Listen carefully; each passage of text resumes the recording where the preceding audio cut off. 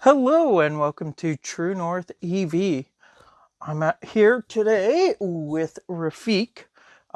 He's from Winnipeg, and yeah, he's got some pretty cool stories. Uh, so hope you guys enjoy. Hello, Rafiq, and welcome to True North EV again. Let's give this one a Thank you. try.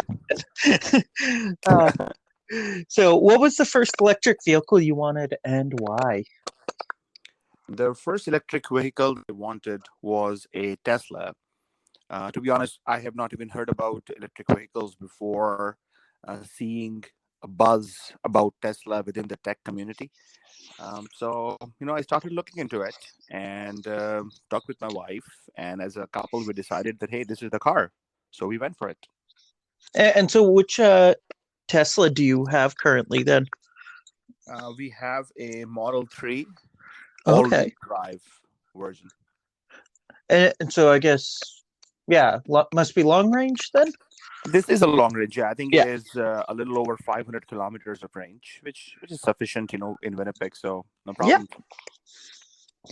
And so what kind of range are you getting then summer versus winter with that? We got our car within winter, so within this winter, the beginning of the winter. So I have not. I don't know So you what just got the winter range. exactly, but we took it for a long drive, and we went to southern United States. So I know a little bit about it, but it was only like a 10-day bout. So uh, within winters, like while I'm here in town, I get out of my 500 plus kilometers, I get about 340-ish. Okay. Uh, in my summer drive south, we were getting pretty much all of it. Yeah. Okay. And what vehicle did you have before the Model 3? I used to drive a Honda CRV. Okay. Yeah. So did you find though, I guess, is the CRV and the Model 3 about the same sort of luggage capacity then? Or did you have to uh, figure out that? Luggage is not big of a problem for me because we don't have a very large family. I don't haul a lot of luggage anyways for my work. For me, my car is more about leisure driving or going to work at different meetings. So it was never a problem. Honda CRV though is a little bit bigger car. Like if Yeah. I had to put more luggage, that's a mid-size SUV. Model 3 is a little bit smaller, but to be honest, it has a lot of luggage space. When we went for our long drive to Florida from here, we had some luggage in the front. We had some luggage in the back front lower area, and then we also had our dream case in our back of the car, like trunk. So it was a lot of space. Like we had more space than we needed. Just wait. So you said you have a dream case. Yeah. Now, for those that might not know, the dream case is the essentially a mattress. Is it inflatable or No, it's a memory case, memory foam dream case mattress. It is designed for Tesla only. So if you go to their website, they first ask you which particular model you have. So they use some kind of fancy 3D technology to map exactly what kind of space we have in the car. And then they make the mattress for that. Very, very comfortable. Me and my wife, we both like camping, but we don't like camping, like put up a tent and a bit, that's a bit uncomfortable for us. So we have yeah? always done some kind of vehicle camping. And when we Huh? learned about Tesla and having a Dreamcase option, we wanted to try that. So on our 14-day trip to Florida, I think we car camping for about 8 or 9 days, and which pretty much, to be honest, paid itself for the Dreamcase because Dreamcase Yes. is like a little over $1,000. We would have otherwise paid that money to the hotels. So it was very good, like very You very get good. the same luxury of heated or cooling with the Model 3. They, Awesome. yeah. Uh, did you find that you had to change any of your driving habits going from the CRV to the Model 3? Um, I thought that I would have to, especially when I had before buying the car. I had seen a lot about the single pedal driving, like the way of driving, but it's very, very intuitive. I think pretty much in the first half an hour, I started saying that why don't every other car maker do exactly this? Like this is very commonsensical. So for positive, like my driving habits changed for positive. I like it. Okay. So is your Florida trip the longest trip you've done so far in your Model 3 or? Yeah, no, that's the longest trip. I think it was a little over 8,000 kilometers. And we stopped between I think 9 different cities. Used a lot of supercharging network. Obviously, stayed in our car a few nights, so it was a very good experience. Did you just use superchargers or did you use any of the other chargers also? Yeah, that's a good question. So, especially right now, North Dakota, which connects Manitoba to the south, does not have any superchargers. And when we were passing through North Dakota, we spoke to a couple of people, and they said that because there is some kind of a permit problem, North Dakota currently does not allow to sell electricity. So, North Dakota Hydro, whatever that is, only they can sell hydro. So because of that reason, they don't have any superchargers, and the permits are pending for over years now. That was the only lag. Like, we had to do a little over 6 hours of stay in North Dakota to use a J1772 charger.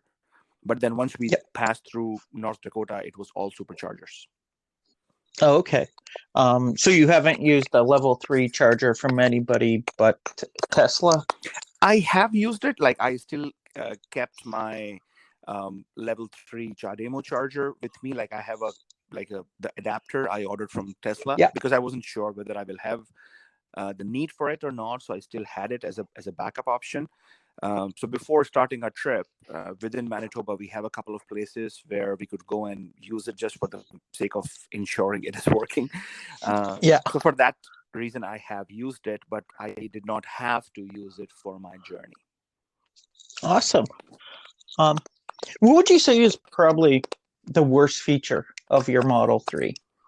Um, you know what? It's tough to say. The only bad thing that I can think of is that I'm sure that I may end up getting some tickets while driving it because sometimes you don't realize how fast you are, because the car goes from 0 to, for example, 70 in like 2 seconds. And Yeah. and in Winnipeg, there are a lot of roads which are like 50 or 60, and I'm just waiting for my first ticket to come. So And then on the flip side of it, what is probably the best feature? the best feature I would say is like I like tech, and the way the car is a gadget. It feels like that you are actually in a video game. The way the car drives, and the torque, like the car is very fast to start. So, I was born and raised in a middle class family and never had anything remotely close to what we have now. So when you are, for example, on a red light and the car goes, and then you see all the cars in the rear view, you enjoy that feeling. That's nothing to anybody, anything. I'm not Tesla or I'm not Elon Musk who created this car, but you enjoy driving that car that way. And do you drive in what is it called, normal mode, or have you used chill mode at all? Yes, I have used it. I mostly drive in standard mode now, but I've Okay. driven all the modes. They're not too much different here. They're a little bit different here and there. I enjoy standard driving.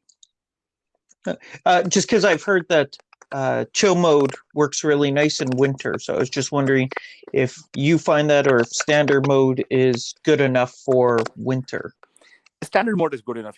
Honestly, when we were initially getting the delivery of our car in January, and I was worried that, hey, I'll get the car. I initially don't have the winter tires, and then in a couple of weeks' time, after getting the car, we will be going south.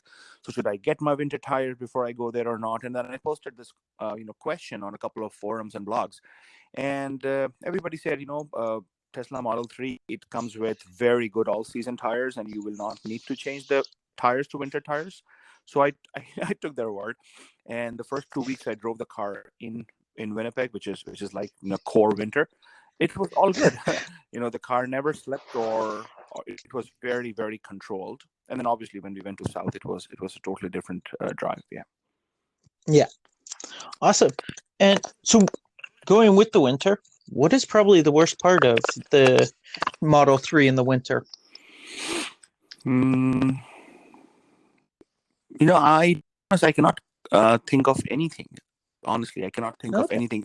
The only thing that I maybe like if I had to come up with something, the only difference between my CRV and my Tesla is that sometimes in winter when we have slushy weather, CRV had some kind of a guard there when I'm coming out of the car. It would never ruin my trousers. Model 3 gets some slush onto the bottom of the driver door, so when you are getting out Yeah. there is a tendency of leaving some marks on your trouser, but that's part of living in a winter weather, so no complaints there. Yeah.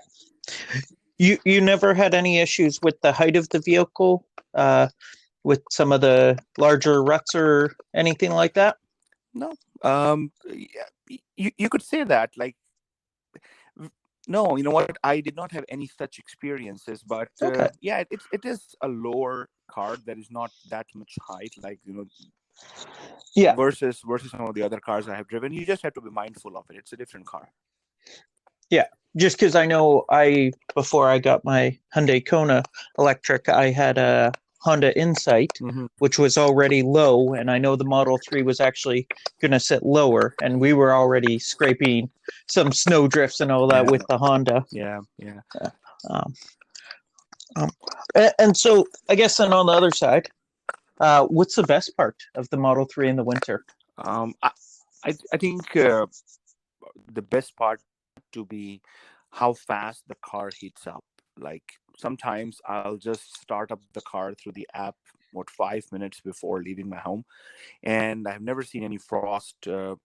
Yes, I have a shaded garage and whatnot, but the Yeah. car is not that cold when you go out. Even like in Manitoba, one day I just gave it like 5 or 6 minutes, and when I went to the car, it was heated. Like you really enjoy kind of heated during that winter. So And you can turn on the heated seats from the app, that is correct? correct. Yes, Oh, so you even get your whole body's all nice and warm by the time you get it in. is. Now, on It's on the flip awesome. side, I actually miss my heated steering from my CRV. There is no heated steering wheel in Model 3 because they are ultimately Oh, going for self-driving cars. So I think their position is that they don't want to spend any money on steering wheel modifications. Is low that way, but until that happens, you have to bear with a little bit of colder steering because the car is overall very toasted. You don't. It's not like cold, but it is not hot. Like I had a good experience with my CRV, so I missed that part. which is interesting because I know the Model S and the Model X, you used to be able to get what was called a winter package, which then had the heated steering wheels and heated washer fluid, I believe. Yeah, they do. So interesting that they went away from the heated steering wheels then. Yeah, because I think they had to bring the price down for Model 3 to a particular dollar value, and I think they were taking away everything which they could. And so I guess you didn't deal with any dealerships. Did you just order online then? Yes, I ordered online. The car first came to Calgary. Once it was in Calgary, I was notified that the car has arrived here, and within 5 business days, it will come to Winnipeg. And I got another call after 3 days saying that, hey, the car is coming tomorrow.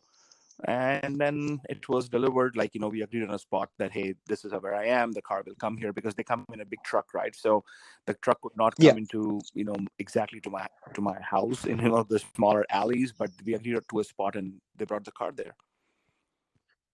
Okay. And no issues with delivery, like with inspecting uh, for any sort of minor issues or anything? No, it was I think I would say 5 minutes. Obviously, because the car was delivered like over 1,000 kilometers, it was dusted. It Yeah. was like it was a lot of dust on it. So we just took the delivery, took it to a car wash, like a touchless car wash, and it was awesome. Awesome. And have you had to get any service work done on the Tesla since having it? No, I think the first thing that I am due now is that I should to for some kind of a tire rotation, because they say every 10,000 kilometers you should do that. I am over that threshold. I have not done that. That is something on the card. Especially with the heavier vehicles, a little harder on the tires. That's true. Um, and so, out of like your friends and family, are you the first one to get an EV? Yes. Yeah. And has others maybe started thinking about like their next vehicle being an electric because they've seen yours? I think so. Like everybody sees the convenience, right? That you don't have to go to the gas station anymore. Um, that's a huge bonus. And obviously, when they enjoy the drive of the car, my family, my friends, people say that this is very nice. A couple of them said that, "Oh my God, you have ruined my car to me." So I get those comments. But at the end of the day, it is a little bit more expensive, and for some people who ultimately maybe the ownership cost maybe the same. I have not done too much of a math. People say that, but if somebody wants to spend that money and enjoy, sure. Well, I know even looking, I have, as I said, I have a Hyundai Kona Electric right now. I'm looking at the next one being a Tesla Cybertruck, which, looking at the base model version, even it's the same range that I get in my Kona and the same price. So the Teslas, you can even stay with a Tesla and eventually get the same lesser price type deal. That makes sense. And so, with all your driving to Florida and all that, has there been any interesting things and all that? Any nice experiences or experiences you could share with others, especially being one that's done the dream case camping and all that, that you would love to share with anybody else who might be looking at an electric or a Model 3 or any of that? Yeah, a couple of things that comes to my mind are, for example, I think we were passing through Texas, and there was a town where there were superchargers, so we stopped there for supercharging, and there was a big bakery kind of coffee house, of which the parking lot had these superchargers. So usually you put your car in supercharger, you go for restrooms, buy some snacks, and you move on, right? So as soon as we left our cars, we saw a sign there, and it says, "Hey, Tesla drivers, welcome to our bakery. Your coffee is on us." I said, "Wow, that's neat." So, Nice. so we went in, and there were some other Tesla drivers there, and it was a good kind of a club feel there, where people are sharing their stories. Somebody was driving east to west. We were the only one who were driving from Canada. So we all shared a few stories, 15, 20 minutes, and then we moved on. So that, I would say, the other one was, we we were passing by a particular city again, and we stopped at the supercharger, and we found another couple, and they were driving from Quebec to Florida. So this is on the East Coast of United States, and we were, I think, in a smaller town called St. Augustine.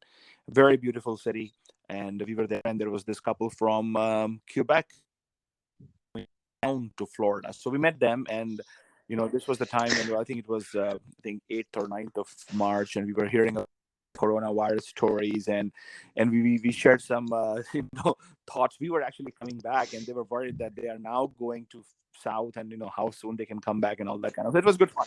So you meet a lot of different people, different stories. It was good fun. Awesome.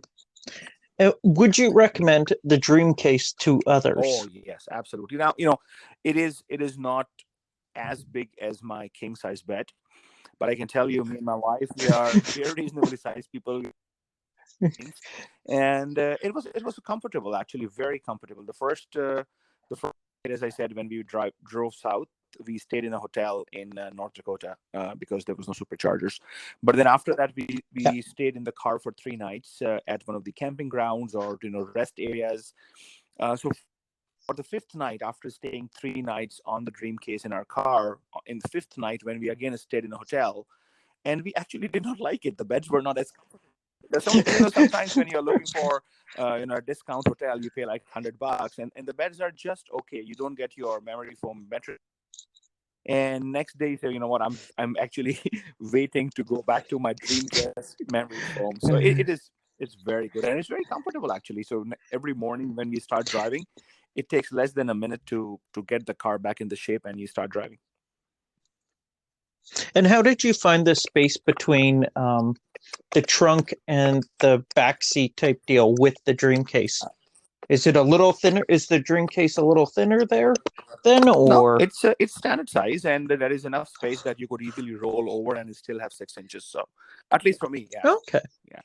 But as I said, Yeah. I'm a mid Yeah, because kind of range person. I'm not too petite, but I'm not yeah, a big like body guy as well. So I think it is, people have to see whether it works for them or not. yeah. Just because the only dream cases I've seen are on the Model X and S that have the tons of room between. That it doesn't matter how you do it, Yeah, right? it was very comfortable. Awesome. And so no, like as you went through Texas, there was no people like you hear all about the stories of the diesel drivers like smoking others out. No anger or frustration from other drivers Oh on no, your not at trip. all. I think there are many Teslas in US than with compared to what we have here in Canada. Like for example, when I drive my Tesla in Winnipeg, you see that people notice it because it's a different car. And sometimes people Yeah, on a red light will ask you a question, or give you a thumbs up, whatever, right? Like it is different, and people notice it. In US, there are so many Teslas that it is a very standard car. It's any other car. Now, another story is that in US, the Tesla drivers, they have this pact that if, for example, you see another Tesla coming from the opposite direction, people, do a flashlight or they wave to each other because they feel it's a community. So it's a good feeling, and no negatives at all. awesome. Well, that's all I got for today. I do thank you so much for your time. And awesome hearing that you had such a positive trip down south. And it's actually, you're the first person I've talked to that has owned a dream case. And hopefully they make it for other vehicles. Or if not, at least when I get a Cybertruck, I know what to get. Wonderful. That's a plug for your But truck. but thanks again for your time. Is there any sort of social media, any sort of stuff you would like to shout out before I let you go? You know what? The only thing I could say is that I own a private home care company, and within that umbrella, we also own a podcast. A weekly show. It's called All Things Seniors. So anybody who's listening to your show, if they have older adults in their family, and if they are taking care of their parents, you will definitely get a lot of good value and education out of that podcast. So check that out. It's called All Things Seniors, and it's on all platforms. Awesome. I will.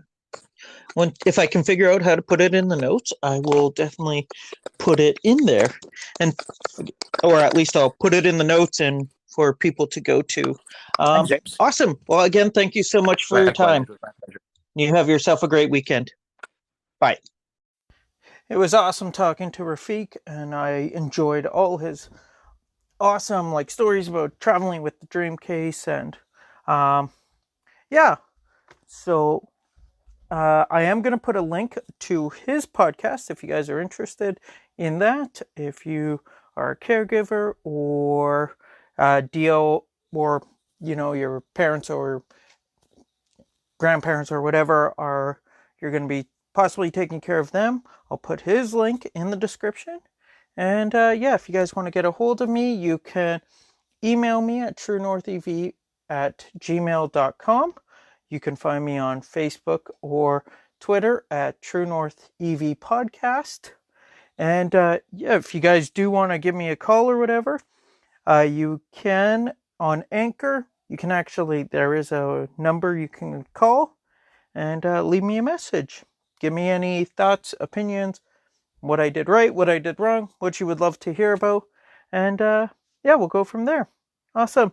You guys have yourselves a great time, and we'll talk to you, I guess, shooting for a couple of days. We'll see how it goes.